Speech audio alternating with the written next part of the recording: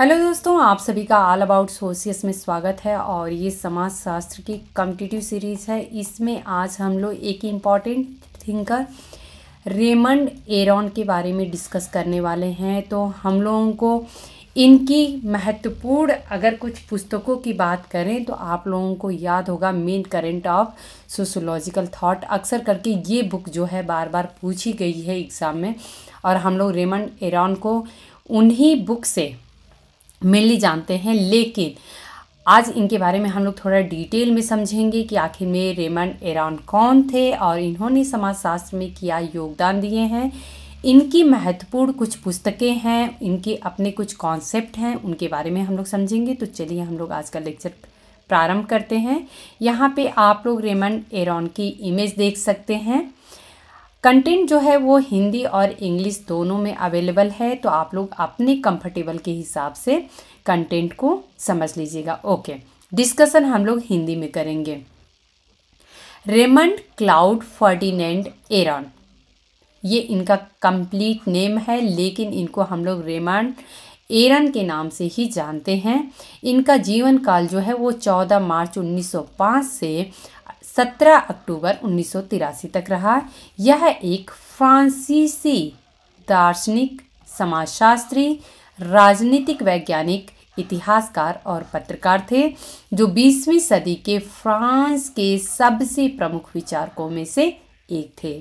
तो यहाँ पे एक फैक्ट जो निकल के आता है वो ये है कि रेमंड एरॉन जो हैं वो एक फ्रांसीसी फिलोसफर, सोशियोलॉजिस्ट रहे, और भी कुछ प्रोफेशन रहे, जैसे कि पॉलिटिकल साइंटिस्ट थे, हिस्टोरियन थे, ये एक पत्रकार भी थे। ओके, एरॉन को 1955 में प्रकाशित उनकी पुस्तक वेरी इम्पॉर्टेंट बुक है, ये आप लोग ध्यान रखिएगा, the opium of the intellectuals के लिए जाना जाता है। ये बुक अपने आप में वेरी इम्पॉर्टेंट बुक है, ये आप लोग ज़रूर ध्यान रखिएगा, जिसका शीर्षक कार्ल मार्क्स के इस दावे को उलट देता है कि धर्म लोगों का अफीम है। तो क्या बोला था इन्होंने? Religion is the opium of the people. ये किसका कोट है? ये है कार्ल मार्क्स का। लेकिन इन्होंने क्या कहा? इन्होंने कहा कि जो रिलीजन होता है ये ओपियम ऑफ द इंटेलेक्चुअल्स है। ओके, उनका तर्क है कि युद्धोत्तर फ्रांस में मार्क्सवाद बुद्धिजीवियों के लिए अफीम था। तो यहाँ पे आप लोग ध्यान रखिएगा कि the opium of the intellectuals की बात किसने की है? रेमंड एरॉन ने की है। ये एक बहुत ही इंपॉर्टेंट फैक्ट है, मैं बार बार कह रही हूँ, इसको जरूर आप लोग ध्यान में रखिएगा। पुस्तक में एरॉन ने फ्रांसीसी बुद्धिजीवियों की आलोचना की है, क्योंकि उन्होंने पूंजीवाद और लोकतंत्र की कठोर आलोचना की है, और साथ ही पूर्व की साम्यवादी सरकारों के कार्यों का बचाव भी किया है। आलोचक रोजर किम्बॉल का सुझाव है कि ओपियम जो है वो 20वीं सदी की एक बेस बुक थी, यानी मौलिक पुस्तक है। एरॉन को दार्शनिक जीन पॉल सार्त्रे के साथ आजीवन कभी कभी विवादास्पद दोस्ती के लिए भी जाना जाता है। एक कहावत है कि एरॉन के साथ सही होने से बेहतर है कि सार्त्रे के साथ गलत होना। फ्रांसीसी बुद्धिजीवियों के बीच यह लोकप्रिय कहावत हो गई थी। ओके, सेम कंटेंट यहाँ पे आप लोग इंग्लिश में देख रहे हैं।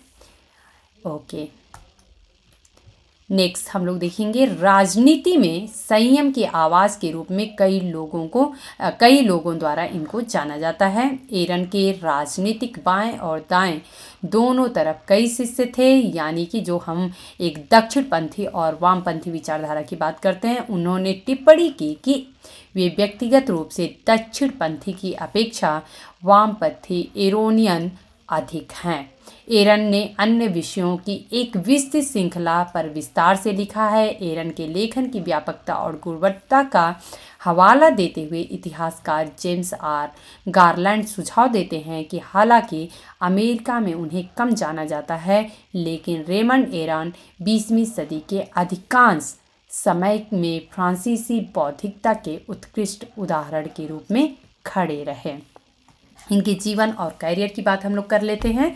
तो पेरिस में जन्मे एक धर्मनिरपेक्ष यहूदी वकील के पुत्र एरन ने इकोले नॉर्मेले सुपीरियर में अध्ययन किया, जहां उनकी मुलाकात जीन पाल सार्त्र से हुई, जो उनके मित्र बन गए और बाद में आजीवन बौद्धिक विरोधी भी रहे। मित्र तो थे, लेकिन बौद्धिक विचारधारा में एक दूसरे के ये लोग अपोजिट थे। वह एक तर्कसंगत मानवतावादी थे और उन लोगों में से एक नेता थे जो अस्तित्ववाद को नहीं मानते थे। एरन ने 1928 में दर्शन शास्त्र के एग्रीगेशन में प्रथम स्थान प्राप्त किया, जिस वर्ष छात्र उसी परीक्षा में असफल हो गए थे। 1930 में उन्होंने इकोले नॉर्मेले सुपीरियर से इतिहास में दर्शन में डॉक्टरेट की उपाधि प्राप्त की। ओके, सेम कंटेंट आप लोगों को यहाँ पे इंग्लिश में दिख रहा है। नेक्स्ट हम लोग देखेंगे, जब द्वितीय विश्व युद्ध शुरू हुआ तो वह केवल कुछ ही हफ्तों से टूलूज विश्वविद्यालय में सामाजिक दर्शन पढ़ा रहे थे। वह वायुसेना में शामिल हो गए। जब फ्रांस की हार हुई तो वे स्वतंत्र फ्रांसीसी सेना में शामिल होने के लिए लंदन चले गए तथा वहां उन्होंने फ्रांस लिब्रे यानी स्वतंत्र फ्रांस नामक समाचार पत्र का संपादन किया। ओके, तो एक जो इम्पॉर्टेंट फैक्ट रेमंड एरी से निकल के आ रहा है ये है कि फ्रांस लिब्रे जो समाचार पत्र था या न्यूज़पेपर था, वो किस विचारक से जुड़ा हुआ है, तो ये है रेमंड एरॉन से। ओके, जब युद्ध समाप्त हुआ तो एरॉन पेरिस लौट आए और Ecole Nationale de Administration and Sciences Po में समाजशास्त्र पढ़ाने लगे। अच्छा, यहाँ पे मैं ये भी बता दूँ कि इनको अक्सर करके आप लोग देखेंगे तो इनकी बुक भी जो है इनकी अपनी ओन लैंग्वेजेस में है, इसलिए बहुत ज़्यादा बुक्स भी इनकी फेमस नहीं हो पाई हैं। तो मैंने भी वही बुक्स मेंशन किया है जो कि इनके एडिट किए गए हैं, बाद में उसको ट्रांसलेट किया गया है दूसरे थिंकर्स के द्वारा। ओके, 1955 से 1968 तक उन्होंने सोरबोन में पढ़ाया और 1970 के बाद कॉलेज डी फ्रांस के साथ साथ school for advanced studies in the social sciences में भी इन्होंने पढ़ाया। 1953 में उनकी मित्रता युवा अमेरिकी दार्शनिक एलन ब्लूम से हुई, जो सोरबोन में पढ़ा रहे थे। आजीवन पत्रकार रहे एरन 1947 में ले फिगारो के लिए एक प्रभावशाली स्तंभकार बन गए, एक पद जो उन्होंने 30 साल तक संभाला, जब तक कि वे एल एक्सप्रेस में शामिल नहीं हो गए, जहां उन्होंने अपनी मृत्यु तक एक राजनीतिक स्तंभ लिखा था। सेम कंटेंट आप लोगों को यहाँ पे इंग्लिश में दिख रहा है। ओके, उन्होंने 1960 में American academy of arts and sciences का विदेशी मानद सदस्य चुना गया और 1966 में अमेरिकन फिलोसॉफिकल सोसाइटी का अंतर्राष्ट्रीय सदस्य इन्हें चुना गया। 1978 में उन्होंने जीन क्लाउड कैसानोवा के साथ मिलकर, जो इस उद्यम के संस्थापक निदेशक थे, विचारों और वाद विवाद की एक त्रैमासिक पत्रिका कमेंटेयर की स्थापना की। तो यहाँ पे एक और फैक्ट आप लोगों को मिल रहा है। ये सारे फैक्ट जो होते हैं बहुत ही डिफरेंट होते हैं, इसलिए मैं बार बार कहती हूँ कंटेंट को आप लोग केयरफुली समझा करिए। कमेंटेयर जो है ये एक त्रैमासिक पत्रिका है और इसका संबंध जो है वो रेमंड एरॉन से है। 17 अक्टूबर 1983 को पेरिस में दिल का दौरा पड़ने से एरन की मृत्यु हो गई। तो ये तो इनकी जीवनी थी। राजनीतिक प्रतिबद्धता की बात हम लोग कर लेते हैं। जैसा कि आप लोगों को पता है कि ये पॉलिटिकल एनालिस्ट या ये कहें पॉलिटिकल साइंटिस्ट भी थे, तो इनका आखिर में राजनीतिक प्रतिबद्धता जो है उससे क्या संबंधित इनका रहा है। तो बर्लिन में एरॉन ने नाजी पार्टी के सत्ता में उदय को देखा और सभी अधिनायकवादी प्रणालियों के प्रति उनके मन में घृणा विकसित हो गई। 1938 में उन्होंने पेरिस में वाल्टर लिपमैन सम्मेलन में भाग लिया। 1950 के दशक तक वे ऑस्ट्रियाई स्कूल के बहुत आलोचक हो गए थे और निजी संपत्ति के प्रति उनके जुनून को उल्टा मार्क्सवाद बताया गया था। एरन ने हमेशा उदारवाद के अत्यधिक उदारवादी रूप को बढ़ावा दिया, जिसने मिश्रित अर्थव्यवस्था को युग के सामान्य आर्थिक मॉडल के रूप में स्वीकार किया था। यानी कि उदारवाद से भी अधिक, मतलब जितना हो सके उदारवाद को हम सपोर्ट करें, ऐसा इनका मानना था। ओके। यहाँ पे आप लोग सेम कंटेंट इंग्लिश में देख रहे हैं। राजनीतिक विचार की बात हम लोग कर लेते हैं। तो एरन कार्ल मार्क्स और कार्ल वान क्लाउज़विट्ज़ पर पुस्तकों के लेखक हैं। शांति और युद्ध में उन्होंने अंतर्राष्ट्रीय संबंधों का एक सिद्धांत प्रस्तुत किया। उनका तर्क है कि मैक्स वेबर का यह दावा कि भौतिक बल के वैध प्रयोग पर, जो लीगल अथॉरिटी की बात करते हैं कौन, मैक्स वेबर, राज्य का एकाधिकार है और राज्य के बीच संबंधों पर लागू नहीं होता है।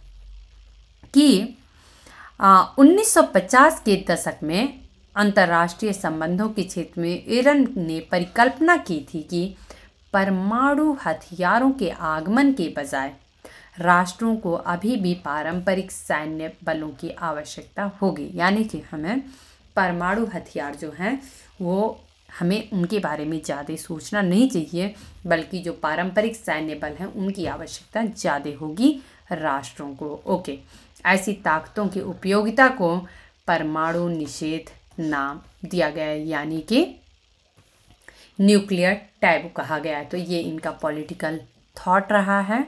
हम लोग इनकी कुछ महत्वपूर्ण पुस्तकें हैं उनको देखेंगे। Prolific author, he wrote several thousands editorials and several 100 academic articles, essays and comments as well as about 40 books which includes। तो यहाँ पे इनकी बहुत सारी किताबें थी, लेकिन वहाँ पे आप लोगों को भी समझ में नहीं आएगा क्योंकि इनकी अपनी ओन लैंग्वेज में है। तो जो इंग्लिश में ट्रांसलेटेड की गई हैं इन बुक्स को हम लोग देखेंगे यहाँ पे। तो introduction to the philosophy of history and essays on the limits of historical objectivity. Next book, the century of total war, very important book. The opium of the intellectuals, on war, atomic weapons and global diplomacy. Next book देखेंगे, steadfast and changing the 4th to the 5th republic, peace and वार।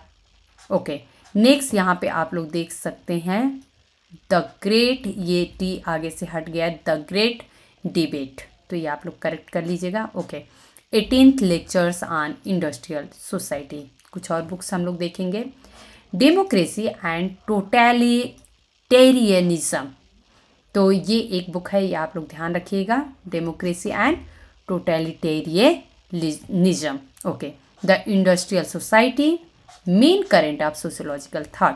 जब भी हम लोग Raymond Aaron को अभी तक questions में देखे हैं तो उनको इसी बुक से संबंधित देखे हैं, लेकिन आज आप लोगों को इसके अदर देन और भी बहुत सारे फैक्ट्स पता चले हैं। Progress and delusion, progress and dissolution. Okay, the imperial republic, history and the dialectic of violence.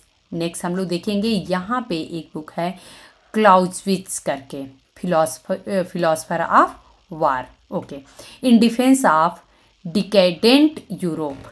Okay, next हम लोग देखेंगे, ये आपको एक सैथरेज एरर्स और डिस्कशन जो है इन्होंने एंड्रिक लकमेंस एंड बेनी लेवी के साथ लिखा था। ओके, कुछ फ्रंट पेज हम लोग देखेंगे, द ओपियम ऑफ इंटेलेक्चुअल्स, आप लोग देख सकते हैं रेमंड एरॉन की very important book, democracy and totalitarianism. Next book हम लोग देखेंगे, main current of sociological thought, ले मार्क्सिमे दे मार्क्स। ये आप लोगों को मैं बोली इनके अपने ओन लैंग्वेज में था, तो इसको आप लोग जस्ट इतना समझ में आना चाहिए कि मार्क्सिज्म और मार्क्स पे भी इन्होंने बुक लिखा है। Okay, peace and war. Next book हम लोग देखेंगे, liberty and equality, the century of total war, ये इनकी मेमोइर्स है। Okay, the dawn of universal history, politics and history, और लास्ट बुक हम लोग देखेंगे द ओरिजिन ऑफ लाइफ।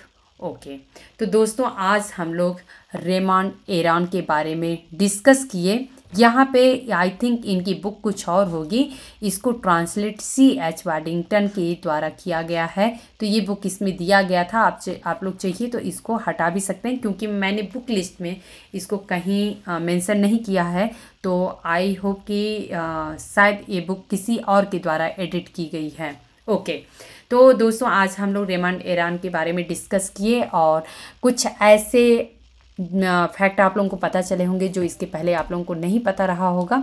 इसमें से काफ़ी कुछ कंटेंट जो है मैं विकिपीडिया से प्रीफर करती हूँ और भी कुछ कंटेंट जो होते हैं वो दूसरे प्लेटफॉर्म से मैं लेती हूँ, तो ताकि आप लोगों को डाइवर्स मैटर मिल सके और आप लोगों को किसी भी थिंकर्स या किसी टॉपिक से रिलेटेड जितना कंटेंट हो सके मैक्सिमम मैं कवर कराने की कोशिश करती हूँ। तो दोस्तों मिलते हैं नेक्स्ट लेक्चर में। धन्यवाद।